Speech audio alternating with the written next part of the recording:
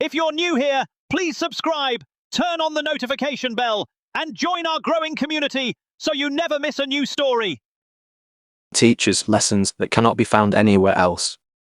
Long ago, in the green hills of Igbo land, there was a peaceful village surrounded by thick forests, fertile farmlands, quiet streams, and tall iroko trees that had stood for many generations. Life in the village was simple. Before the first light of dawn appeared in the sky, the sound of cocks crowing woke everyone from sleep. The men carried their hoes and cutlasses to their farms. The women swept their compounds, fetched water from the stream, and prepared food before the sun became too hot. Children helped their parents with small chores before running into the open square to play with their friends. The people worked hard. Everyone knew one another. If a family harvested more yams than they needed, they shared with their neighbors. If someone became sick, people visited and helped without expecting payment. If a house was destroyed during a heavy storm, young men gathered together to rebuild it. The elders often reminded everyone that a village remained strong only when its people cared for one another. Although life was peaceful during the day, everything changed when darkness covered the land. As sunset approached, mothers called their children home. Farmers hurried back from their fields.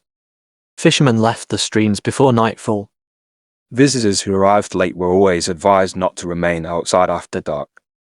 It was not because wild animals roamed the forest. It was because of something the people respected far more. The whistling wind. Not every wind frightened them.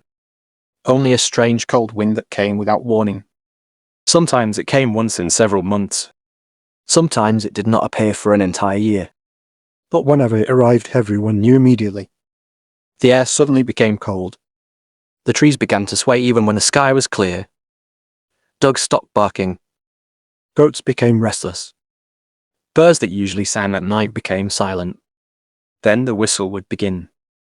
It started softly, almost like someone playing a flute very far away.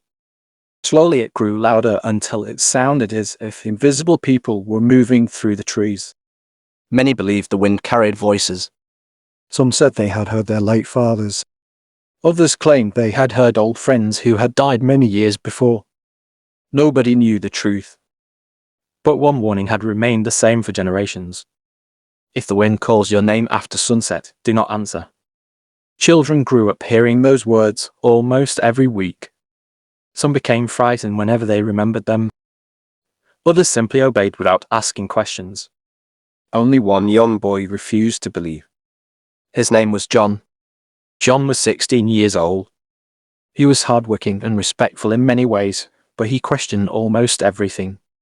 He loved listening to stories.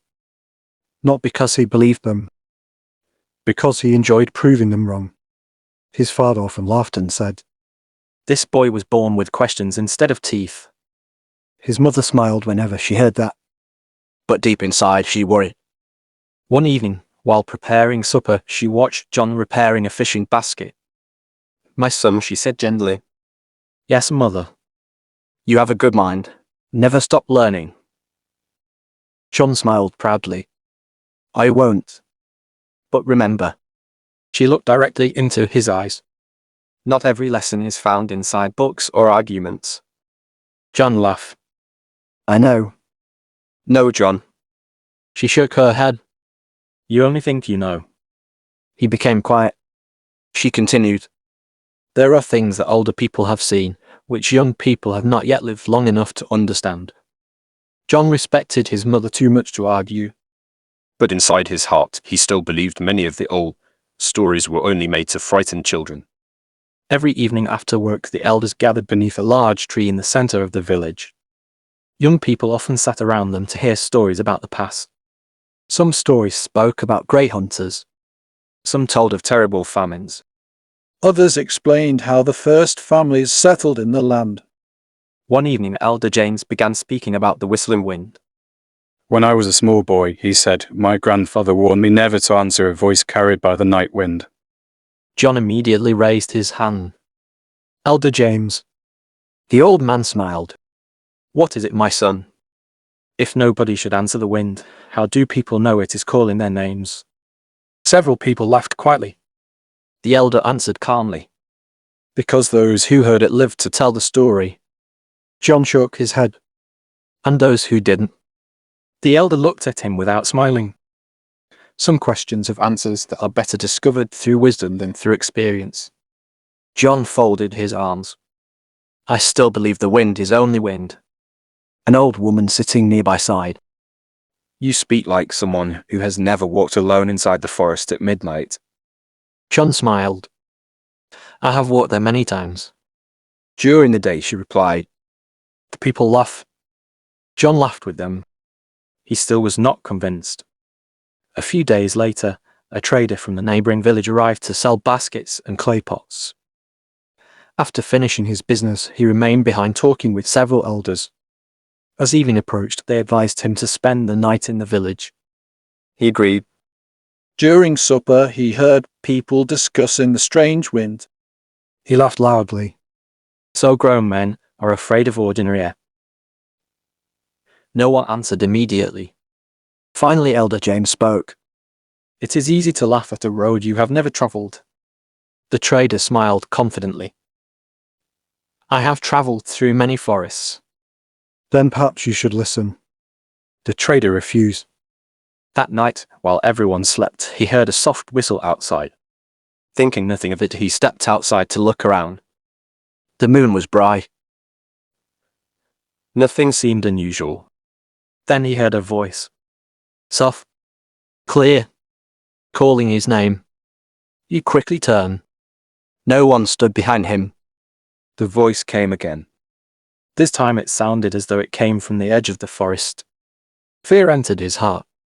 He hurried back inside the house and remained awake until morning. The next day he packed his goods much earlier than planned. As he prepared to leave, John noticed something. The trader who had left the previous evening no longer smiled. What happened? John asked. The man looked around before speaking. I heard something last night. The wind. The trader nodded slowly. It knew my name. John waited for him to laugh. He never did. Instead, the man left quietly without saying another word. John stood watching him disappear along the narrow path. For the first time, a tiny seed of doubt entered his mind. Till he refused to believe. Weeks passed peacefully. Rain fell regularly. The farms became green. The harvest promised to be good. One afternoon, while helping his father clear weeds, John asked, Father. Yes. Do you believe the stories about the wind? His father rested his hoe against a tree. I do. Have you ever heard it? The older man remained silent for several moments. Finally, he answered. Once. What happened? I did exactly what my father told me. You ignored it. I prayed quietly and walked away. John frowned. So you never discovered who called you? His father smiled. My son, not every mystery must be solved. John lowered his head. That answer satisfied his father, but not him. Several nights later, the village gathered for a moonlight celebration after a successful harvest. Drums echoed across the open square. Young girls danced happily. Little children clapped their hands and copied the dancers. Old women sang beautiful songs that had been passed down for generations. Young men entertained everyone with wrestling competitions. Even the elders laughed loudly. John enjoyed every moment. As the celebration continued, Elder James stood to speak. My children. The entire gathering became quiet. We thank God for giving us another harvest. Everyone answered. Amen. The elder continued. Our fathers taught us never to allow success to make us proud. He paused. Always remember, when people become proud, they stop listening. John listened quietly. For some reason, those words stayed in his heart. As the night grew darker, families slowly returned to their homes. The fires became smaller. The drums became silent. One by one, every compound closed its doors. The village slept peacefully. Then, Without warning, a cold wind swept across the land. The leaves of the Iroko trees began to shake. Dogs hid beneath wooden shelters. Goats pulled nervously against their ropes. The night suddenly felt colder than usual. Inside their homes, people looked at one another. No one needed to say anything. They already knew. The whistling wind had returned. A long, lonely whistle floated through the darkness. It sounded distant, then closer, Then distant again. John sat upright on his sleeping mat. his heart beat faster. For the first time in his life, he listened carefully. The whistle continued. Slow, Gentle, almost beautiful. then everything became silent. John waited. Nothing happened. He almost laughed. Perhaps the elders had imagined everything after all. Just as he lay down again, a voice came through the darkness. Soft, clear, patient. John, His eyes opened wide. He remained perfectly still. Perhaps he had imagined it. Then the voice returned. John. This time, It sounded exactly like someone standing outside his house. his mother suddenly whispered from the other side of the room. John, He answered immediately. Yes, mother. Did you hear anything? John hesitated. No. She remained silent. He knew she did not believe him. Several minutes passed. the wind continued whistling. Then the voice came again. Longer this time. John, It did not sound frightening. It sounded gentle, almost inviting. his curiosity became stronger than his fear. Slowly, He stood up. He quietly opened the wooden door. The cold wind touched his face. Outside, The village looked completely different. the moon disappeared behind dark clouds. Every path looked empty. The whistle floated once more across the village.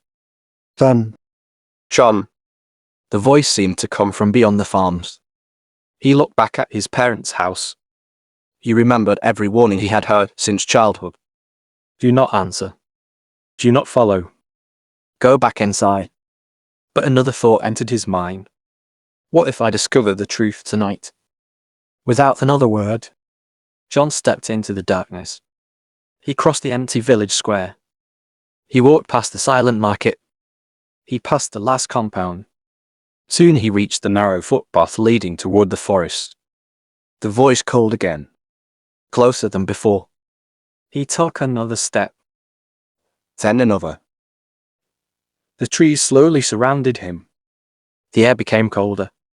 The sound of insects disappeared. even his own footsteps seemed strangely quiet. John stopped walking. For the first time, he felt completely alone. Then, Somewhere ahead, He saw the faint outline of a woman dressed in white, standing perfectly still between two ancient trees. She slowly lifted one hand and pointed deeper into the forest. John stood frozen. The woman dressed in white did not move. She simply pointed deeper into the forest. The cold wind blew gently around her, making her white wrapper sway from side to side. John swallowed hard. His heart was beating so loudly that he could hear it in his ears. He wanted to turn around and run back home, he wanted to pretend none of this had happened. but something deep inside him kept saying, "Go forward." He took one careful step. The woman remained silent. He took another. As he came closer, she slowly turned and began walking deeper into the forest. Her feet made no sound. She did not look back even once. Wait, John called. She did not answer. He hurried after her. Each time he thought he was close enough to reach her, she seemed to move farther away without walking any faster. The deeper they went into the forest, the darker everything became. Tall trees blocked the moonlight. Their branches stretched across the sky like giant hands. The air became colder with every step. John suddenly noticed something strange. There were no insects, no crickets, no frogs, no birds. The forest was completely silent. Only the sound of the whistling wind remained. The silence made him uncomfortable. He had entered this forest many times during the day with hunters and farmers. It had always been full of life. Tonight, it felt different. almost as if the forest itself was watching him. The woman stopped beside a giant Iroko tree. John hurried toward her. But before he reached the tree, she disappeared. She did not run. She did not hide. She simply vanished. John looked around in confusion. Where are you? No answer came. Only the lonely whistle of the wind. Suddenly, He heard footsteps behind him. He quickly turned around. No one was there. Then he heard them again. Slow, heavy, crunching dry leaves. They stopped each time he stopped. They moved each time he moved. Fear slowly entered his heart. He began walking faster. The footsteps became faster too. He broke into a run. The unseen footsteps chased after him. He dared not look back. His chest burned as he ran through the darkness. Tree branches scratched his arms and face. Roots caught his feet. Finally, he stopped beside a fallen tree. The footsteps stopped too. John looked behind him. Nothing. Only darkness. He took a deep breath. It is only my imagination, he whispered to himself. Before he could move again, A soft voice came from his left. John, he turned quickly. No one. Another voice came from his right. John, Then another behind him. And another ahead of him. Soon voices came from every direction. some sounded like old men. Some sounded like women. Some sounded like children. All of them called his name. John, John, John. He covered his ears. Stop. The voices became louder. The wind blew harder. Dry leaves rose into the air, spinning around him in a great circle. The trees bent as though they were bowing to an invisible king. Then Everything became silent again. John slowly lowered his hands. He noticed a narrow path that had not been there before. At the end of the path, he saw a faint golden light. He did not know why. But something told him to follow it. With slow steps, he walked toward the light. The closer he came, the brighter it became. Soon he entered a wide clearing unlike anything he had ever seen. In the middle stood the largest Iroko tree in the entire forest.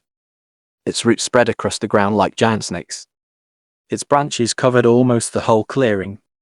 The tree looked older than time itself. Beneath it sat an old man. His white hair rested on his shoulders. He held a beautifully carved walking staff. His clothes were simple, yet there was something about him that filled the place with peace. His eyes shone gently in the darkness. John wanted to speak, but no words came out. The old man looked at him kindly. You have finally arrived. John swallowed. Who are you? The old man smiled. I have been called many names. What is your name? The old man shook his head. My name is not important. What matters is why you are here. John looked around. Why am I here? The old man nodded. Long before you were born. John watched an elderly man settle a disagreement between two brothers. Instead of fighting, the brothers embraced each other. Then he saw another family whose farm had failed because of drought. Before sunset, almost every family in the village brought them food. No one wanted their neighbors to go hungry. The old man spoke softly. Our fathers were not perfect, but they understood something many people have forgotten. What? That a village becomes strong when people think about others before themselves. The pictures changed. John now saw young people laughing at old men. He saw brothers fighting over land, neighbors refusing to help one another, families divided because of greed, children insulting their parents, friends becoming enemies because of jealousy. The joyful village slowly became filled with sadness. John lowered his head. The old man sighed. Wisdom disappears little by little. It never leaves all at once. John felt ashamed. He remembered every time he had laughed at Elder James. Every time he had ignored his mother's advice. Every time he believed he knew everything. Tears slowly rolled down his cheeks. I was proud. The old man nodded. Yes. But pride can be replaced. With what? Humility. The old man pointed toward the sky. The strongest tree survives storms because it bends with the wind. John listened carefully. The person who refuses to listen is like a dry branch. What happens to a dry branch? It breaks. The wind became gentle again. The old man looked into John's eyes. The voices you heard tonight were never sent to destroy you. They were sent to awaken you. John looked surprised. The woman in white. She only led you here. The footsteps. They reminded you that pride is always followed by fear. The voices calling my name. They were asking one question. What question? Are you willing to listen? John could no longer hold back his tears. Yes. The old man smiled warmly. Then your journey is complete. He slowly stood up. The wind began to whistle once again. But this time, the sound was peaceful. It no longer frightened John. Instead, it sounded like an old song carried across the hills. The old man lifted his carved staff. A bright light surrounded the clearing. The wind grew stronger. Leaves danced around them. The great Iroko tree seemed to shine with soft golden light. The old man spoke one final time. Never stop asking questions. John looked surprised. The old man continued. But ask them with respect. Knowledge fills the mind. Wisdom fills the heart. When both work together, A person becomes truly great. the light became brighter, Brighter. brighter, Until John closed his eyes. when he opened them again. He was lying beside the narrow path leading into the village. Morning sunlight warmed his face. Birds were singing. The cold wind was gone. John slowly sat up. His clothes were covered with dust. His feet were scratched by thorns. He looked toward the forest. It appeared completely normal, almost as if nothing had happened. Then he heard people shouting. There he is. Several villagers came running toward him. His mother reached him first. She fell to her knees and hugged him tightly. My son. She was crying. We searched everywhere. His father placed both hands on John's shoulders. I thought we had lost you forever. John could not speak. Soon the elders arrived. Elder James stepped forward. His face showed both relief and concern. What happened? John took a deep breath. He told them everything. The cold wind. The woman dressed in white. The footsteps. The voices.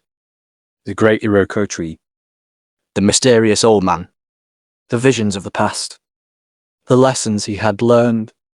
When he finished speaking, nobody laughed. The elders quietly looked at one another. Finally, Elder James nodded slowly.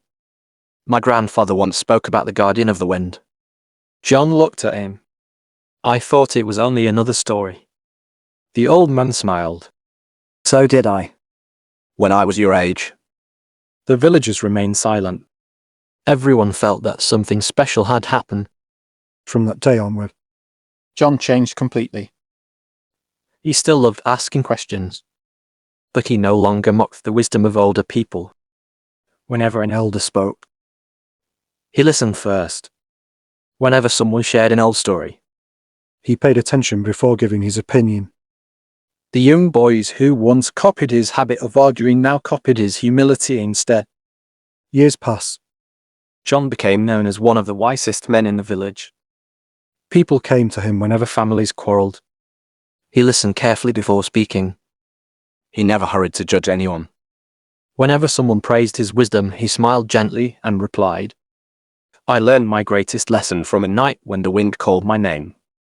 As he grew old, children often gathered around him after supper. They loved hearing his stories. One little boy once asked, Grandfather John. Did you really hear the wind speak? John smiled. I heard enough to change my life. Another child asked, Were you afraid? John laughed softly. Very afraid. Then why didn't you run? I thought I was searching for answers. He paused. But I discovered that the greatest answer was changing my own heart. The children listened carefully. John continued. There is nothing wrong with being curious. There is nothing wrong with asking questions. But never become so proud that you stop listening. Many people lose wisdom because they believe they already know everything. He looked toward the forest. The evening breeze gently moved through the trees. Respect those who came before you. They may not know everything, but they know many things that experience has taught them. Years later, after John had become one of the oldest men in the village, people still remembered the strange night he disappeared into the forest. Whenever the cold wind returned, people paused for a moment. Not because they lived in fear, but because they remembered that wisdom sometimes arises in unexpected ways. Sometimes through parents, Sometimes through elders. sometimes through painful experiences, and sometimes through a quiet wind that reminds people to listen before they speak. Even today, parents in the village continue telling their children, if the whistling wind calls your name after sunset, never answer with pride. First, listen with humility. Because some voices do not come to frighten you. They come to teach you. And so, the story of the whistling wind continued from one generation to another, not simply as a frightening tale, but as a reminder that the greatest strength a person can have is a humble heart that is willing to learn.